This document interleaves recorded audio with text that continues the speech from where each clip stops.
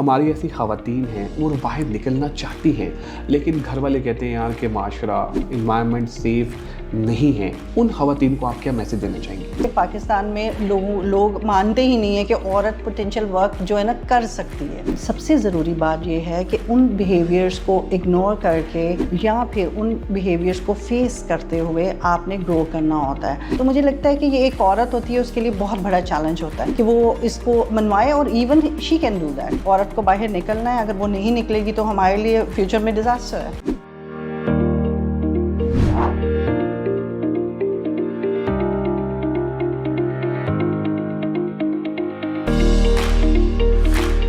औज़ु बिल्लाहि मिनश शैतानिर रजीम, बिस्मिल्लाहिर रहमानिर रहीम। अल्लाहुम्मा सल्लि व सल्लिम अला सय्यिदिना मुहम्मदिन व आलिहि बिक़द्रि हुस्निही व जमालिही व नूरिही व कमालिही। अस्सलाम वालेकुम दोस्तों, हसन रज़ा आज एक दफ़ा फिर आपकी खिदमत में हाजिर है। दोस्तों, अक्सर औक़ात ये देखा गया है कि स्ट्रेस जो है वो हमारी ज़िंदगी का परमानेंट पार्ट बन गया है। ये जो स्ट्रेस मैनेजमेंट होती है, किस तरह हम अपनी परेशानियों को ख़त्म कर सकते हैं, दोस्तों इस इम्पॉर्टेंट टॉपिक पे बात करने के लिए हमने दावत दी है one of the season professional of Pakistan. Ladies and gentleman, she is a wonderful trainer and a wonderful human being. Ladies and gentleman, मैं आपकी आज मुलाकात करवाऊंगा CEO mind linkages Sadia Rana से। आइए मिलते हैं सादिया राना से और जानते हैं उनका expert opinion. Thank you very much Sadia for joining us today. I am super excited आज आप हमारे साथ हैं। Welcome on board. Thank you very much Hasan.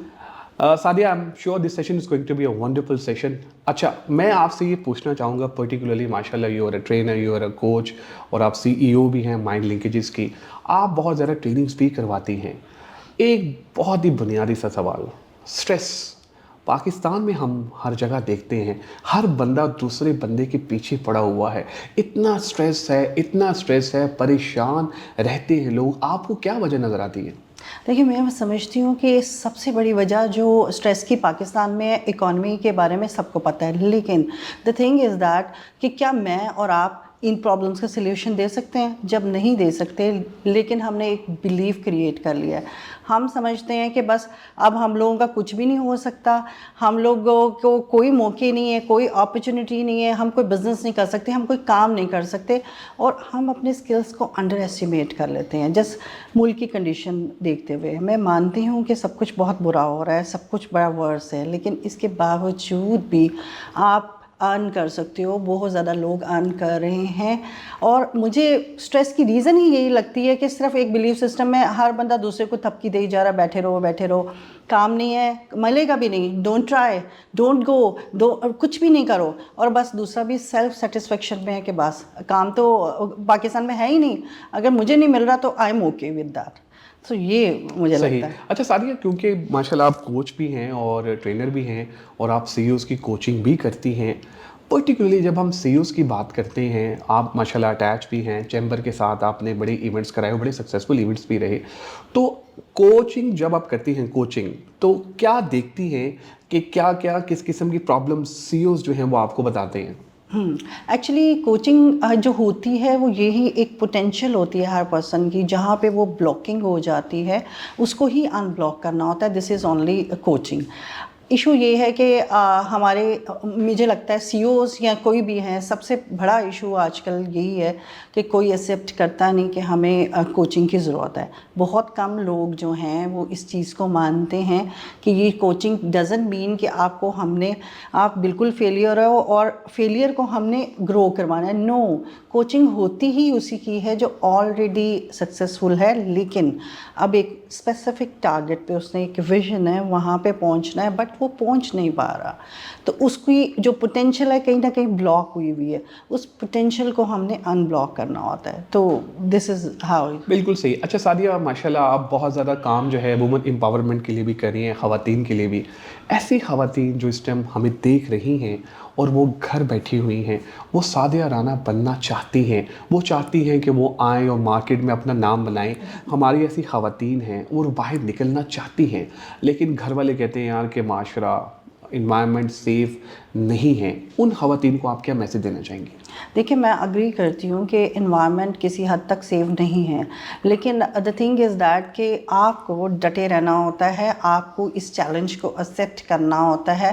ہماری عورتوں بلکہ مردوں کا بھی میں بولوں گی کامیاب نہ ہونے کی سب سے بڑی ریزن یہ ہوتی ہے کہ وہ دوسروں کے اوپینین کو کنسیڈر کرتے ہوئے اپنی پوٹینشیل کو کچھ بھی نہیں سمجھتے. دوسرے ہر جگہ لیگ پولنگ ہے. آپ یہ کوئی بھی عورت یہ نہ سمجھے کہ میں جب کام کے لیے نکل رہی ہوں اٹس ایزی تھنگ, لیکن اس کا مطلب یہ نہیں ہے کہ ہم اس میں پریشان ہو جائیں, ڈسٹرب ہو جائیں. یہ ہمارے لیے ایک چیلنج ہے. جو اس چیلنج کو ایکسیپٹ کر لیتا ہے وہ گرو کر جاتا ہے. جب آپ باہر نکلتے ہو آپ کو ہر طرح کے بیہیویئرس کو فیس کرنا پڑتا ہے. سب سے ضروری بات یہ ہے کہ ان بیہیویئرس کو اگنور کر کے یا پھر ان بیہیویئرس کو فیس کرتے ہوئے آپ نے گرو کرنا ہوتا ہے. اور جب آپ کی لیگ پولنگ بھی ہوتی ہے, آپ کو بتایا جاتا ہے کہ you are not anything, you are not something. آپ میرے خیال میں ایک مائنڈ سیٹ ہے, اگر حسن میں آپ کو بتاؤں ہمارے ہاں ایک مائنڈ سیٹ ہے کہ جو عورت ہے نا وہ پوٹینشیل پرسن کیسے ہو سکتی ہے. مطلب ایک سرجن ہے تو وہ آدمی ہوگا, ایک بیسٹ لیڈر ہے تو وہ آدمی ہوگا, پولیٹیشین ہے وہ بھی آدمی ہے. ایون میں جب HR ہیڈ سے ملتی ہوں جو خواتین ہیں وہ کہتی ہیں کہ لوگوں کا امپلائیز کا بہت کم یہ انڈرسٹینڈنگ ہوتی ہے کہ بھئی عورت بھی ہیڈ ہو سکتی ہے. تو مطلب سب سے پہلے تو یہ ہے کہ پاکستان میں لوگ مانتے ہی نہیں ہیں کہ عورت پوٹینشیل ورک جو ہے نا کر سکتی ہے. تو مجھے لگتا ہے کہ یہ ایک عورت ہوتی ہے اس کے لیے بہت بڑا چیلنج ہوتا ہے کہ وہ اس کو منوائے, اور even she can do that. مجھے لگتا ہے عورت میں ایسی کچھ خاص قسم کی کوالٹیز ہیں جو آدمیوں سے بھی زیادہ آگے جا کے. اور پھر آف کورس 55% کو اگنور نہیں کیا جا سکتا ہے. ہمیں آج عورت کو باہر نکلنا ہے, اگر وہ نہیں نکلے گی تو ہمارے لیے فیوچر میں ڈیزاسٹر ہے. بالکل صحیح. اچھا اب ذرا ہم بات کرتے ہیں, جیسے اپنی خواتین کا بتایا, ہمارے یہاں دیکھا گیا ہے رورل ایریاز میں باقاعدہ طور پہ کہ ماں باپ سمجھتے ہیں کہ شاید بیٹیوں کو اتنا نہیں پڑھانا چاہیے, بیٹوں کو زیادہ پڑھانا چاہیے. یہ بھی ایک سوچ پائی جاتی ہے کہ لوگ کہتے ہیں کہ یار چھوٹے اسکول میں بیٹی کو پڑھا دو, بڑے اسکول میں ہم اپنے بیٹے کو ڈالیں گے کیونکہ بیٹی کی ہم نے کر دی تو شادی ہی ہے. آپ اس سچویشن کو کس طرح سے دیکھتی ہیں؟ دیکھیں یہ سچویشن بالکل ایسے ہی ہے. رورل ایریا کے علاوہ اگر ہم بڑے سٹیز میں بھی بات کریں تو آج کل جو سچویشن یہی ہے, وہ سوچتے ہیں کہ why we should invest for girls. مجھے تو کسی نے یہ بھی بولا کہ آپ جو ہے نا اگر بیٹی کو جو ہے نا ایک کمپنی نہیں کھول کے دینی پڑے گی چاہیے آپ کو, کیونکہ کل کو یہ تو جہیز میں ساتھ چلی جائے گی. مطلب لوگوں کا یہ مائنڈ سیٹ ہے.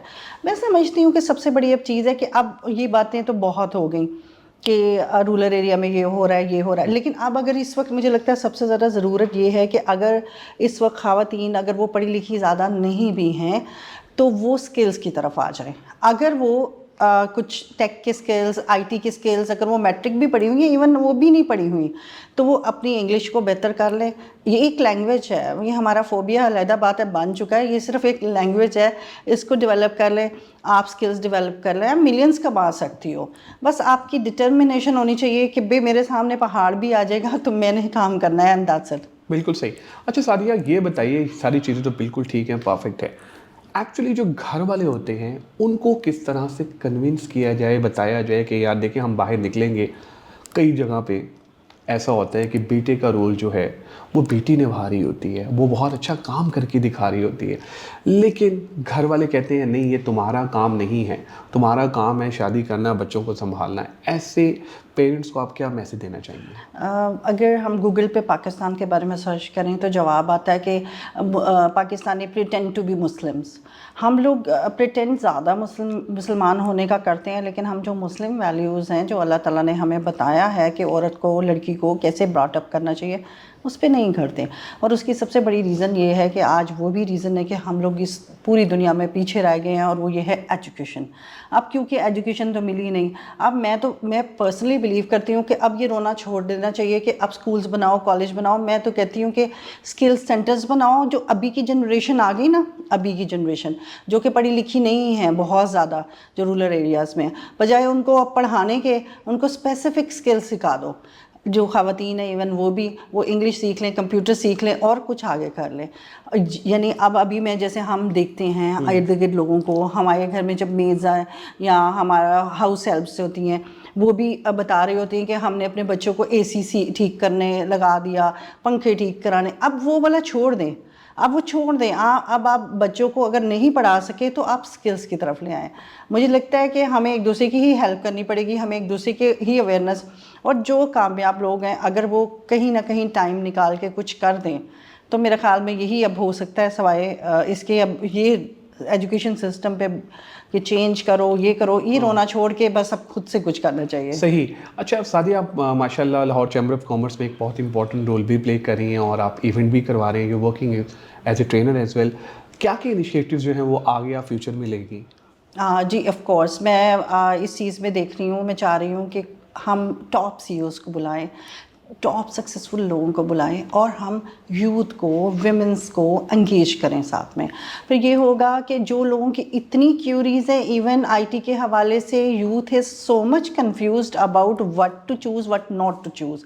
کریئر پاتھ ہی پہلے ڈیسائیڈ نہیں ہوتا, اگر وہ غلطی سے ہو جائے تو اس کے بعد جاب کوئی نہیں ملتی, پتہ ہی نہیں ہے کہاں کرنا ہے, کیا فری, کوئی کہہ رہا ہے فری. اب اتنے زیادہ باجے بجنا شروع ہو گئے ہیں یوٹیوب پہ, کوئی کہہ رہا ہے یہ کرو, کوئی کہہ رہا ہے, اب ہر بچہ یہ کنفیوز ہو گیا کون صحیح ہے, ایون یہ بھی اتھینٹک سورس نہیں پتہ چل رہی.